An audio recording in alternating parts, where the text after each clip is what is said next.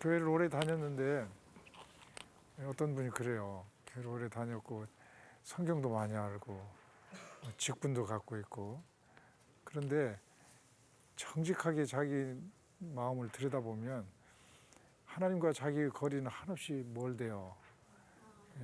하나님은 그냥 두렵기만 하고. 근데 이렇게 영적인 그 성장을 하려면 하나님과 가까워야 하거든요. 뭔가 하면 내가 기도하면 관심을 갖고 기도에 응답하시는 분이다. 그래야지 가까워지죠. 그리고 또 내가 쌍꺼풀도 아니고 안 예뻐도 나를 예뻐해 주신다. 그래야지 하나님과 가까워지죠. 그런데 어떤 분들은 그 하나님 그러면은 굉장히 나를 싫어할 것 같은, 그리고 나를 벌 주실 것 같은, 막 벌 주려고 몽둥이 들고 막 대기하고 계신 분, 그런 하나님으로만 생각되는 그런 성격이 있어요. 이런 성격은 하나님과 가까워질 수가 없어요. 하나님은 은혜의 하나님이신데 내가 부족함에도 불구하고, 그럼에도 불구하고 나를 사랑하시고 나를 위해서 십자가를 지실 정도로 그렇게 절대적으로 사랑하시고 예뻐하시는 하나님이신데, 그런 하나님은 전혀 믿어지지가 않아요. 그런 은혜로운 하나님은 저 이집사 하나님이나 또는 목사님 하나님이나, 목사님 따님 하나님이면 그럴 것 같은데, 적어도 내 하나님은 그런 하나님 아니다. 그렇게 생각하는 분들이 있는데 그건 그 성격 때문에 그러거든요. 가령 예를 들자면 굉장히 그 열등감이 심한 성격이 있어요. 자존감이 낮은. 이제 그런 사람들은 나는 무가치한 인간이야, 나는 인간 쓰레기야, 이렇게 생각을 해요. 근데 그 사람들이 다 자기를 귀하게 여길 것 같지만 그렇지 않아요. 마음을 자세히 들여다보면은 자기도 모르게 자기를 쓰레기 취급하시는 분들이 많아요. 아이고 한심한 인간아, 언제까지 그렇게 살래? 그렇게 살려면 그냥 칵 죽어버려라 그냥. 뭐 이런 식으로 자기를 막 굉장히 학대하는 그런 성격이 있어요. 그걸 이제 정신과에서는 회피성 인격 장애라고 그러는데, 회피성. 너 열등감이 심해서 회피해. 사람들 만나는 걸 막 숨고, 누가 앞에서 내 얼굴이 나타날 것 같으면 막 무서워서 막 숨고, 이제 그런 성격이 있어요. 그런 성격의 사람들은 스스로 자기를 볼 때 너무 혐오스럽고 실망스러워요. 왜 이 지경일까? 왜 이것밖에 못 될까? 그래가지고 막 자기를 그냥 미워, 막 싫고, 이런 성격이 있어요. 그래서 이런 사람들은요, 하나님 앞에서 이렇게 생각해요. 내가 나를 봐도 이렇게 실망스럽고 혐오스러운데 하나님은 오죽하실까? 나를 좋아하실 리가 없지. 이렇게 생각을 해요. 어떻게 보면 참 정직하죠? 양심적이네요. 근데 사실은 그게 믿음이 없는 거죠. 하나님은 어떤 조건 때문에 나를 사랑하시는 것이 아니고 그냥 내가 그대로 이뻐서 사랑하시잖아요. 이게 부모 자식 간의 관계도 그러거든. 가령 어떤 시골에 사는 어머니가 서울에 올라오면 부자로 사는 막 의리의리한 그런 막 수돗물 틀면 막 따순물이 막 나오고 막 그런 아들 집 있고, 정말 가난해서 막 따순물도 안 나오고 막 그런 형편없이 가난한 아들 집 있는데, 이 엄마는 서울 올라오시면 꼭 그 못 사는 아들 집으로만 가. 이게 부모 심정이거든요. 이 부모 심정이 하나님 심정이거든. 어미가 갓난 아이를 잊을 리가 있겠느냐. 혹시 그런다고 할지라도 나는 너희를 잊지 않는다. 그렇게 말씀하시잖아요. 하나님은 어떤 조건 때문이 아니고 내가 쇄골미인도 아니고 뚱뚱해도 나를 예뻐하시잖아요. 쇠골미. 또 내가 뭐 인류대학 안 나왔어도 이뻐하시거든요. 또 때때로 내가 실족해가고 넘어져도 슬퍼하시죠. 근데 내가 회개하시면 또 반가워갖고 또 용서하시고 이뻐하시고 그런 하나님을 만나야 되는데 그렇지 못한단 말이죠. 내가 어떤 조건을 갖춰야만 거기에 맞는 만큼 보상으로서 하나님의 사랑이 올 거라는 생각을 해요. 예, 이런 생각은 이제 되게 아까도 지난 시간에도 이야기했지만 이제 어릴 때 부모와의 관계가 이게 중요한 역할을 해요. 가령 내가 학교에서 1등을 해야만 엄마는 밥 해줬다고. 예. 내가 성적이 떨어지면 너는 밥 먹을 자격도 없다. 그래서 밥을 안 줬다든지. 그런 엄마가 어디 있겠어요. 근데 실제로 있더라고 내가 본 게. 애들이 학교 성적이 떨어지면 집에서 제일로 과시받아요. 집에 와서. 예, 그런 집안에서 자란 사람은 내가 이만큼 성과를 올려야만 하나님도 그만큼 사랑해 주실 거고 내가 이렇게 내려가면 하나님은 나를 외면하실 거야. 굉장히 조건부의 사랑을 갖고 하나님을 만나게 되죠. 하나님의 사랑은 무조건적이죠. 그리고 또 어떤 분은 성장 과정에서 너무 벌을 많이 받고 자란 성격이 있어요. 그 엄마 아빠가 막 몽둥이질을 너무 많이 한 거예요. 그냥 엄마는 막 꼬집어 뭘 조금만 잘못해도 막 아이고 내가 너 때문에 못 산다 못 살아 막. 응? 너 때문에 내가 내 인생이 이렇게 불행하다 막. 그러면 아이는 죄책감 느끼죠. 아, 나 때문에 엄마가 불행하구나. 그럼 나 같은 것을 없어져 주는 게 낫지 않을까. 이렇게 생각을 하게 되죠. 그리고 아버지가 막 너무나 몽둥이질을 많이 하는 아버지가 있어요. 벌을 주고 고함 지르고 욕하고 막 화내고 엄마 두드려 패고 막 그런 아버지를 보고 자라면 하나님도 그런 아버지인 줄 알아. 하나님도 내가 조금만 잘못해도 막 못 참고 막 몽둥이질하고 말이죠. 막 그냥 구약 성경에 나오는 그냥 아이성을 진멸하라 하시는 그런 그냥 무시무시한 하나님으로만 알아. 예. 엄청난 부채를 탕감해 준 그런 고마운 주인 같은 그런 하나님으로 생각이 안 돼요. 그냥 하나님 그러면 아버지 그러면 그 아버지는 어떤 아버지요? 몽둥이질하던 아버지. 이게 무의식이 있어서 무의식에서 그런 착각을 일으키는 거죠. 예, 무의식에서. 내가 뭔 조금만 잘못해도 그 잘못한 것만큼만 나를 책망해 줘야 되는데 내가 일이라는 잘못을 해도 100만큼 나를 벌 준단 말이죠. 내 마음속에서. 그런 아주 잔인하고 가학적이고 처벌적인 자기 아버지를 하나님으로 이렇게 옮겨놔요. 예. 그렇게 되면은 하나님은 굉장히 무시무시한 처벌자 하나님이 되는 거죠. 그러니까 하나님께 가까이 갈 수가 없어요. 신앙이 잘한다는 건 뭐냐면 하나님께 가까이 가는 것이 신앙이 잘하는 거거든요. 예. 내 누님은 82살이요. 이렇게 교장 선생님 하셨거든. 근데 며칠 전에 기도하시다가 혼자 기도를 하시다가 막 웃음이 막 터져 나왔대요.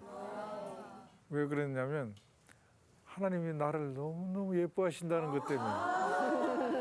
그래서 막 웃으면서 하나님께 말씀드렸대. 하나님, 내가 그렇게 이뻐요? 이 하박국서 3장 18절인가요? 그거 생각나더라고. 내가 너로 인하여 기쁨을 견디지 못하며. 네? 그런 말씀이 있잖아요. 그래야지 하나님과 가까운 사람이요. 네. 근데 하나님은 자기를 몽둥이질했던 아버지와 같은 하나님이라고 착각하고 사는 사람들은 신앙이 자라지 못해요.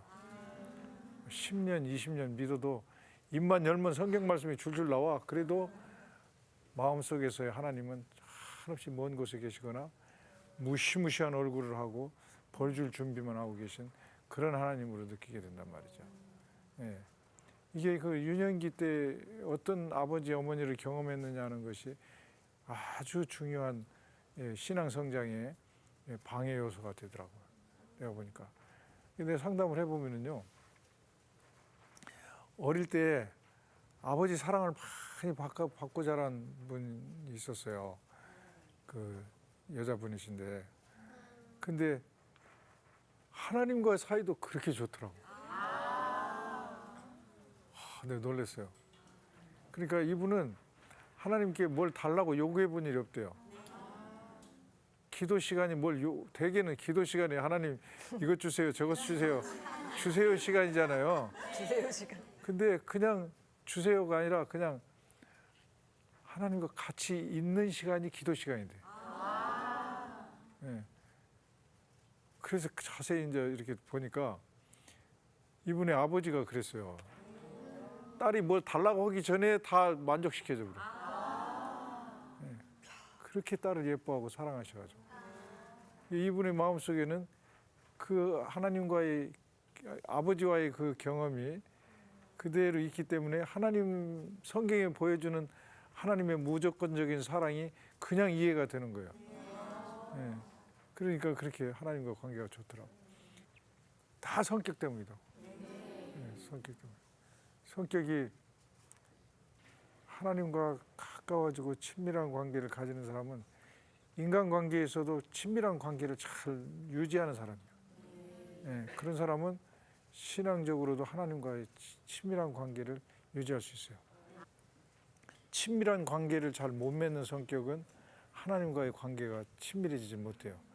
그러니까 이런 사람들은 그 하나님께 기도할 때도 하나님과 자기 사이에다가 가면을 하나 딱 세워놔요. 완벽의 가면. 하나님, 이 가면 뒤에 있는 나를 보지 말아주세요. 나는 성경도 앞으로는 열심히 읽겠고 전도도 열심히 하고 11조도 하고 이런 훌륭한 나가 될 테니까 이 나를 봐주시고 이 뒤에 있는 나는 보지 말아주세요. 너무 실망스러운 나를 보지 말아주세요. 이렇게 기도하고 있어요. 그러니까 하나님과 사이에 가면이 있으니까 하나님과 가까워질 수가 없죠. 누가 친구지간에도 가까워지려면 그냥 속을 다 보여주는 친구가 가까워지잖아요. 근데 지 약점은 전혀 안 보여주고 그냥 얌체같이 그런 친구하고는 안 가까워지죠. 오래 사귀었는데도 그동안에 10년이 안 사귄 것 같은 그런 친구는 가면을 갖고 사람을 대하는 친구예요. 이런 사람들은 누구하고도 친밀해지지 못하거든요. 대개는 열등감이 심해서 그래요. 예. 하나님과의 관계도 마찬가지다고. 하나님과 나 사이에다 그런 가면을 두면 안 돼요. 이거 믿음이 없어서 그런 거든. 그 가면을 집어 던져버려야 돼. 그리고 하나님 앞에서 발가벗은 내 모습을 그대로 보여줘야 돼. 하나님, 제가 이렇습니다. 그럼에도 불구하시고 용서하시고 사랑해 주시니 너무너무 감사합니다. 이런 것이 은혜거든. 내가 무슨 자격이 있어서 하나님의 사랑을 받았다고 하면 그건 은혜 아니에요. 그것은. 내가 100점 맞을 짓을 해서 100점 맞았으면 그게 뭔 은혜예요. 그것이. 그건 내 공로지. 근데 나는 전혀 은혜 받을 만한 그런 사랑받을 만한 영생을 선물로 받을 만한 그런 짓을 한 적이 없어. 그럴 자격도 없어.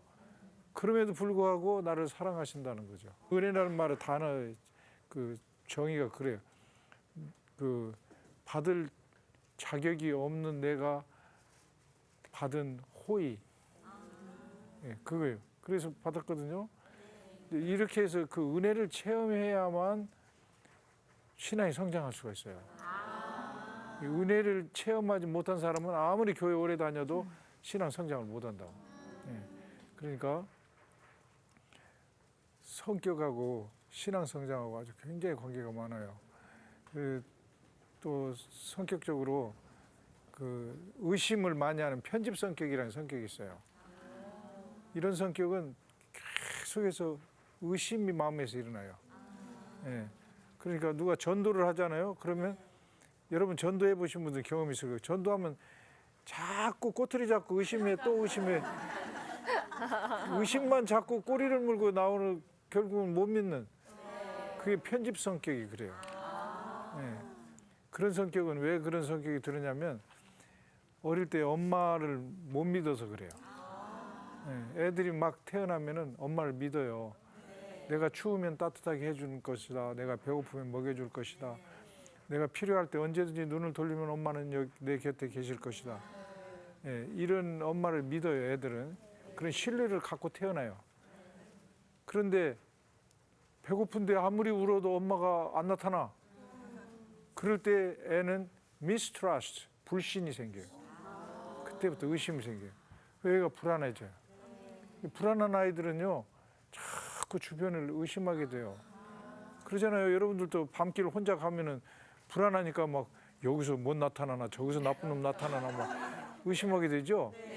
불안이 높은 사람들은 자꾸 의심이 생겨요. 예. 그게 어릴 때 엄마와의 관계에서 베이식 트러스트라고 그래요. 기초적인 기본적 신뢰. 기본적 신뢰가 깨졌을 때 이런 성격이 돼요. 그리고 이런 성격을 가진 사람들은요, 친구도 못 믿고 아내도 못 믿고 결국 하나님도 못 믿게 돼요. 예.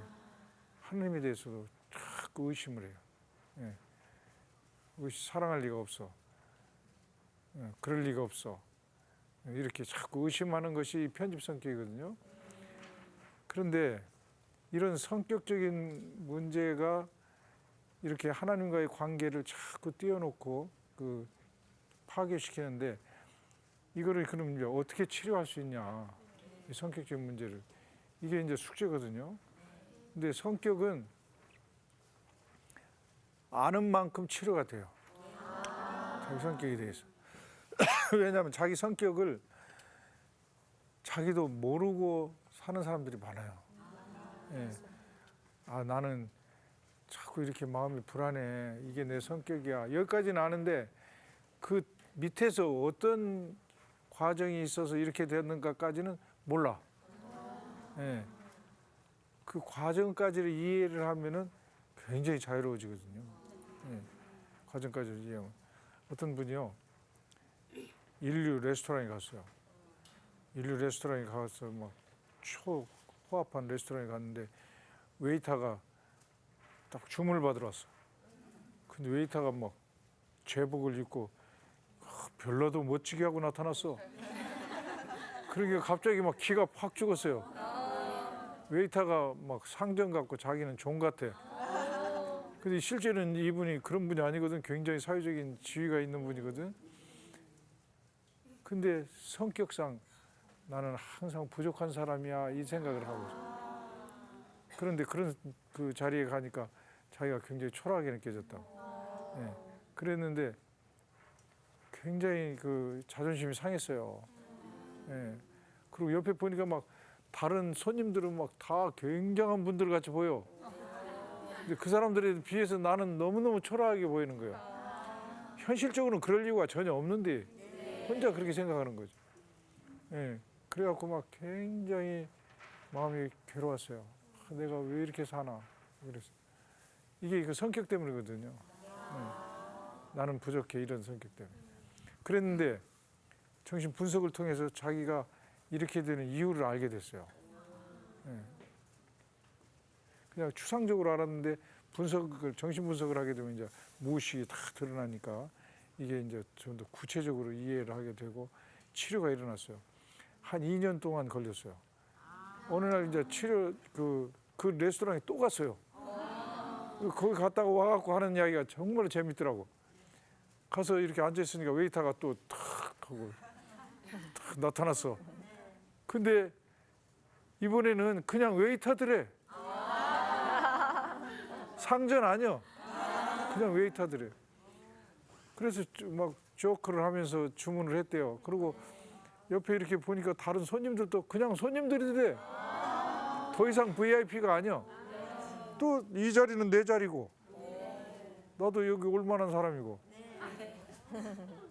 이게 말로는 그냥 간단한 내용이지만 내면 세계에서는 이건 엄청난 변화예요. 예. 자기 자리를 갖게 됐잖아요. 이 사람은 회사에 가도 교회에 가도 어느 자리에 가도 자기 자리가 확보되는 사람이에요. 예. 이게 이제 이분은 이제 분석을 통해서 치유가 일어나 가지고 이렇게 된 거죠. 예. 근데 분석을 통해서 어떻게 해서 이런 치유작용이 일어날까 그걸 많이 연구를 했어요. 또 그거는 뭔가 하면 가령 어릴 때 엄마의 사랑을 받아야 되는데 결핍됐잖아요. 그 결핍돼 가지고 그 결과로 이런 성격이 됐죠. 그러면 그런 좋은 엄마 역할을 해주는 그 누군가를 만나면 치료 효과가 있어요. 예. 그러니까 내가 그 사랑받지 못하는 못난이 아이다 이런 생각을 하고 있는 사람에게 어떤 가령 교회 목사님이 나타나셔가지고 끊임없이 관심을 가져주고 존중해주고 합리적으로 대해주고 이해해주고 막 이런 그 사랑을 베풀어 주잖아요. 그러면 이 마음속의 아이가 나쁜 엄마 앞에서 기가 죽었던 아이가 좋은 엄마를 만나는 거예요. 그러면 이 아이가 점점 처음에는 못 믿죠. 그럴 리가 없어. 목사님이 괜히 저러시는 거야. 헌금 많이 하라고 저러는 거야. 이런 식으로 하다가 어느 순간순간에 목사님이 진심이구나. 목사님이 나를 존중해 주는구나. 나를 소중하게 알아주시는구나. 이렇게 되면서 점점 마음이 풀리기 시작하고 내면에서 기죽었던 아이가 변형이 일어난다고.